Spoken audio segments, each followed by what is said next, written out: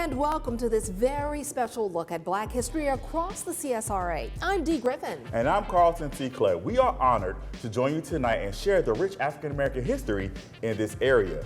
And we begin in Aiken County, where the history there goes deeper than most. 7 Black men helped shape the county after Reconstruction, but their story was almost lost. Sean Cabbage shows us their lasting impact. At the Aiken County Courthouse, a monument honors the county's founders. There were politicians, businessmen, and even a postmaster. All this happened in 1871, right after Black men won the right to vote. So African Americans won 60% of the seats, so they had some political power at the time to create Aiken County.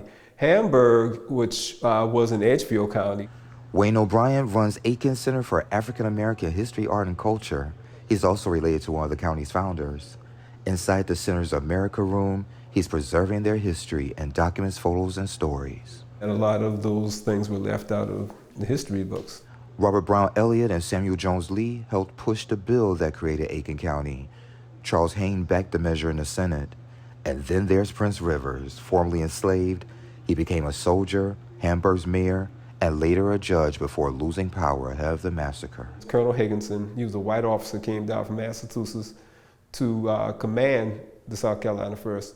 And he said that this guy was so markedly talented that if there was ever a black monarchy in South Carolina, he would be the king. And I don't think it's a history that should ever be forgotten. That's Keith Rivers, Prince Rivers' 3rd great-grandson.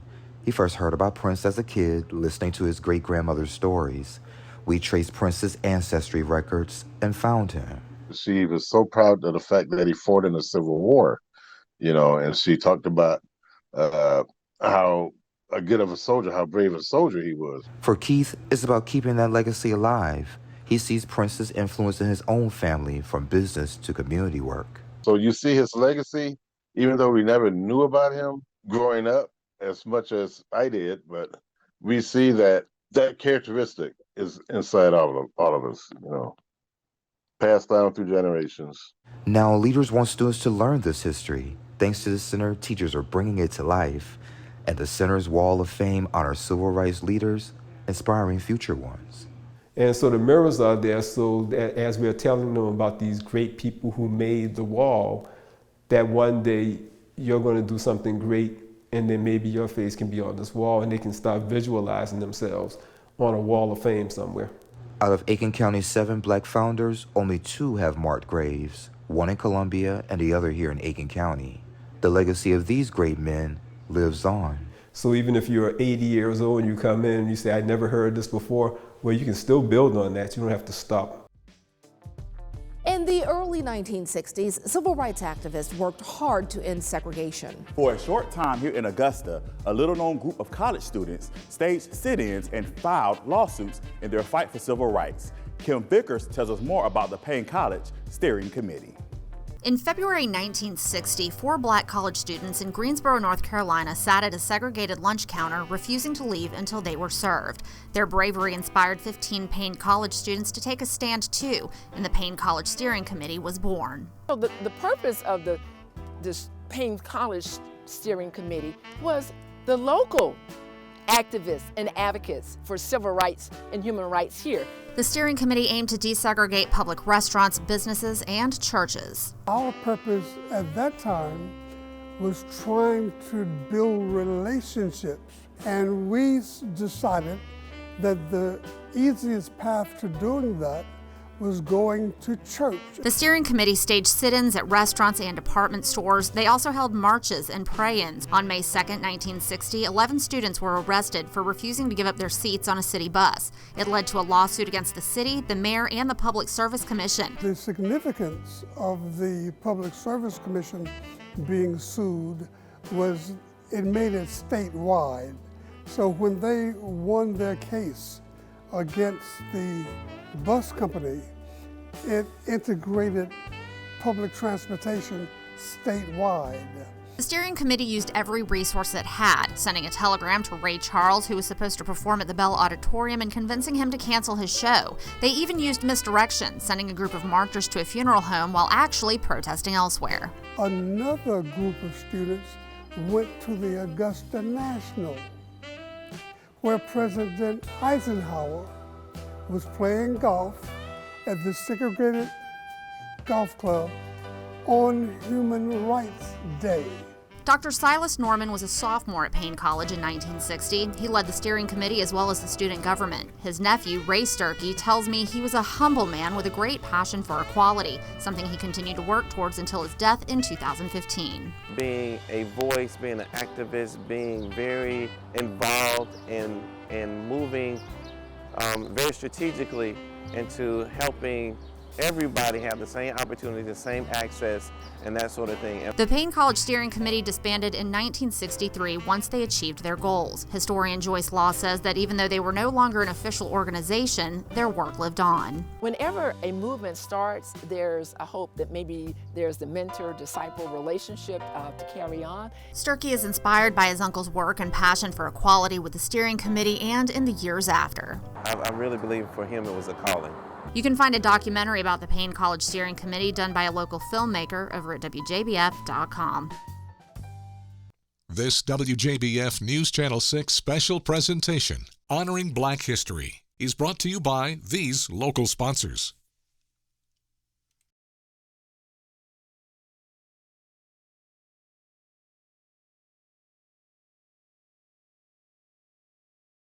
Welcome back. Cecil J. Williams was born in 1937 and raised not too far from here in Orangeburg, South Carolina. By age 14, he was a freelance photographer for Jet magazine. During that time, he captured photos of the Civil Rights Movement. Ellison Hubbard sat down with Williams to talk about the Civil Rights Museum he created in Orangeburg. Black History Month gives us the time to tell the history of African Americans in the United States. But up until 2019, South Carolina didn't have anywhere dedicated to sharing the state's civil rights history. And the South Carolina story about civil rights is not very well told nationally, regionally, or even within the state, and even within our educational system here. And the general public are not very aware of the role that South Carolina played in the American civil rights movement. We had some important things happening here, and we believe those stories should be told. Cecil Williams saw the need to share those stories, and he had the photographs and artifacts to help make it happen.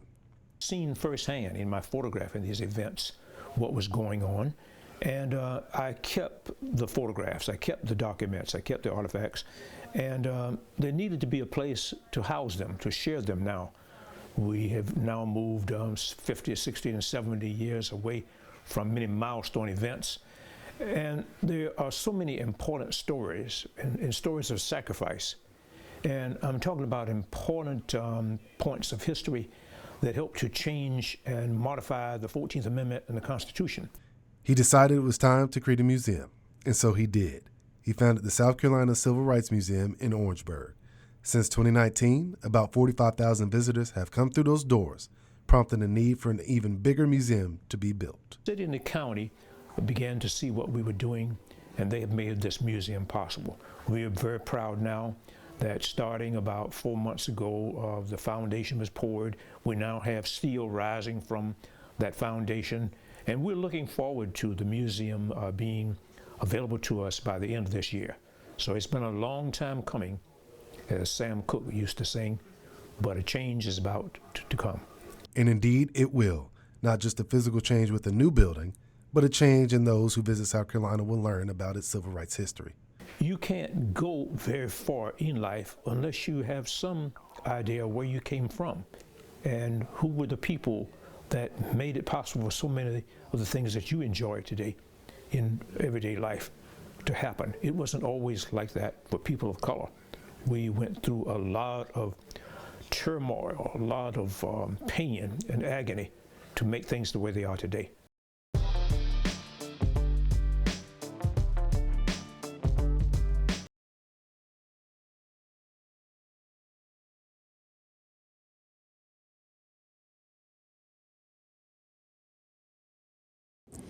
The Girard Elementary project hopes to turn the old building into a community center. Brandon Dawson sits down with one of the owners to discuss the project's progress.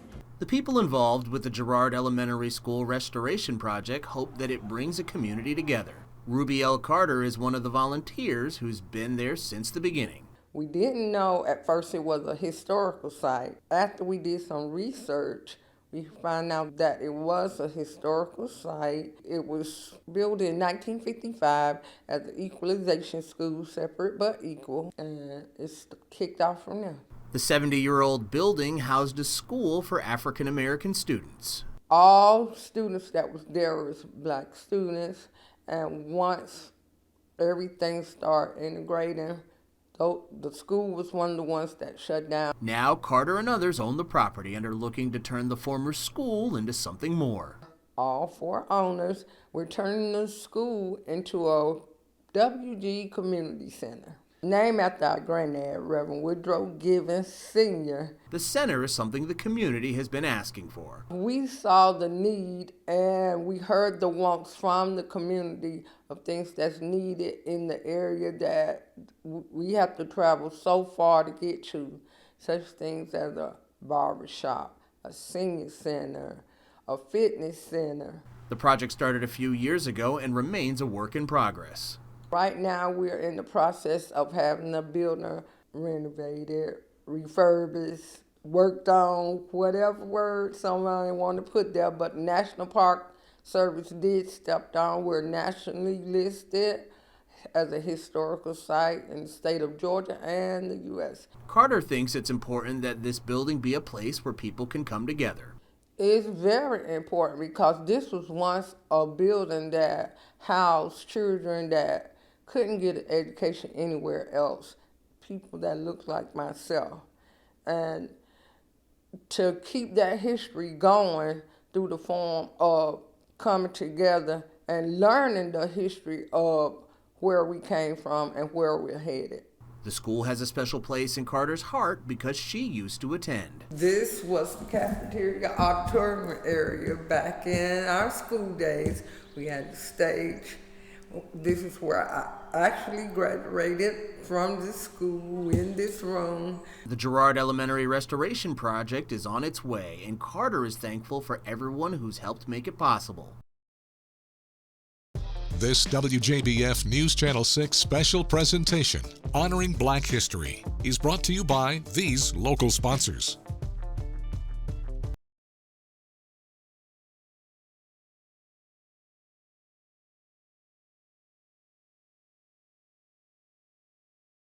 Welcome back.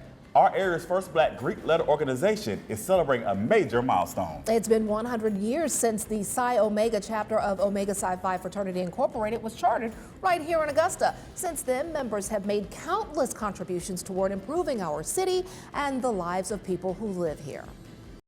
Founded on the campus of Howard University in Washington, D.C. in 1911, Omega Psi Phi Fraternity Incorporated was built on the foundation of friendship being essential to the soul.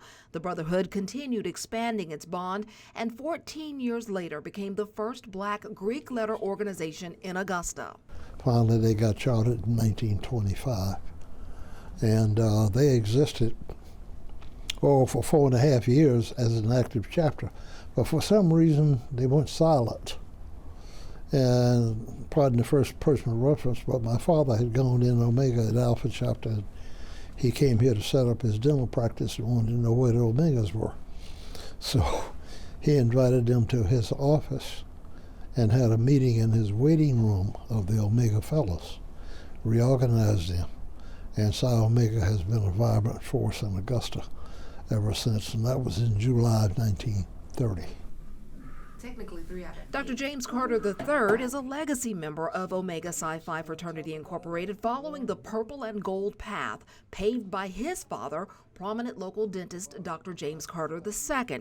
He continues to figuratively carry a lamp shining a light on the impact made locally by members of his beloved organization. Julio C. Irvin, longtime business manager at Payne College, who became the first black since Reconstruction to be elected to an office, a public office in the state of Georgia. And then there's T.W. Josey, of course, prominent physician. We had one man who, Thomas Jenkins, who everybody called Tiny because he was a big fellow. He was actually the first person on the radio in the city of Augusta, on an old radio station called WJBF. WJBF. While the list of accomplished Psi Omega chapter members is long, I learned it's no match for the mammoth contributions they've made over the past 100 years. We've given to orphanages and medical programs, health clinics. Often known for their electrifying probate shows, purple and gold boots, and high-stepping hops, the men of Omega Psi Phi Fraternity Incorporated Psi Omega chapter have been in formation, leading the way for students through their scholarship programs that have been in place for 75 years. Well-known men. James Gallman has been a member of the fraternity for 65 years since pledging at Karlton University. We're giving back and helping these students who perhaps, as I was, didn't really have any money. An endeavor that is just one part of the fabric of their brotherhood and bond that carries them through life and beyond. Through days of joy or years of pain, to serve the heir will be our aim. And when we say our last goodbye, we love Omega Psi Phi. Cry.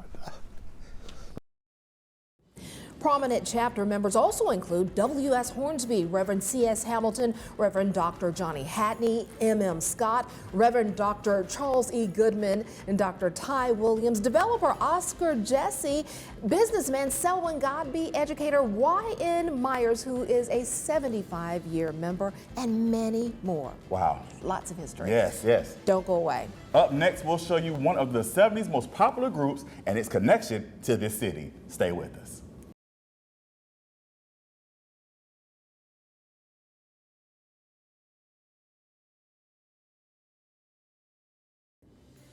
Welcome back. Singer Alpha Anderson was well known as one of the original lead vocalists of the 1970s group Chic and as a member of the touring band for Luther Vandross. But did you know that she was from Augusta? That's right, Dee. A graduate of Lucy Craft Laney Comprehensive High School and a Payne College graduate, Alpha Anderson made a major impact as an entertainer and an educator. And I had the pleasure of speaking with some of the people who knew her best.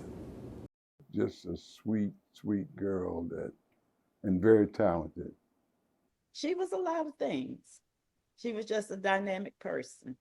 Alpha Anderson was born on September 7th, 1946 in Augusta, Georgia, the first of 4 children. She was the oldest child, so she was like the second mother.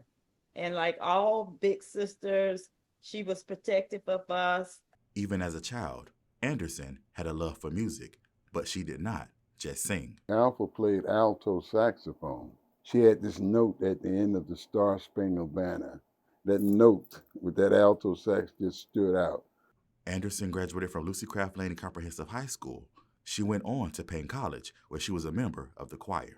Of course, she had a fabulous voice. What people don't know about her was what a great mind she had. She was as good academically as she was musically. She was a teacher before she became famous. So education was very important to her. She was just not a singer. She also was an educator, and that's what I really admire about her. Anderson received her bachelor's degree from Payne College and her master's degree from the Teachers College at Columbia University. Afterwards, Anderson began teaching at Hunter's College in New York.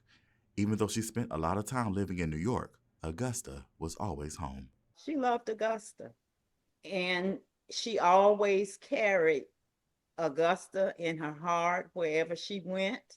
Anderson is best known as one of the lead vocalists in the 1970s group Chic, with hits like La Freak, Good Times, and I Want Your Love. Later, Anderson went on to sing and tour with Luther Vandross. When I recognized her on stage, she had the blonde hair. And I said, wow, she was on the stage with Luther Vandross. The music was like different from what was currently playing on the charts. And so I enjoyed it so much. Anderson died on December 16, 2024, at the age of 78. Even though she is not physically present, her presence is still heavily felt by those who loved her. I'm going to miss her friendship. She was a very giving person. She was a loving person, and you felt it all the time. She's always very pleasant to talk to. Every day I think about her, what she might say, the conversation we might have about one situation or another. So I'm gonna miss her. She set a standard. That period was chic, traveling and performing on that level. So it puts Augusta in the spotlight. That's all of the time we have for our special, but there's so much rich and important African-American history in our area. We encourage you to just go check it all out for yourself. Absolutely, and you can watch any of these stories, in some cases, longer versions, on our website at WJBF.com. We leave you tonight with Augusta's own creative impressions. Love them. Absolutely. Siya hum bakukarian.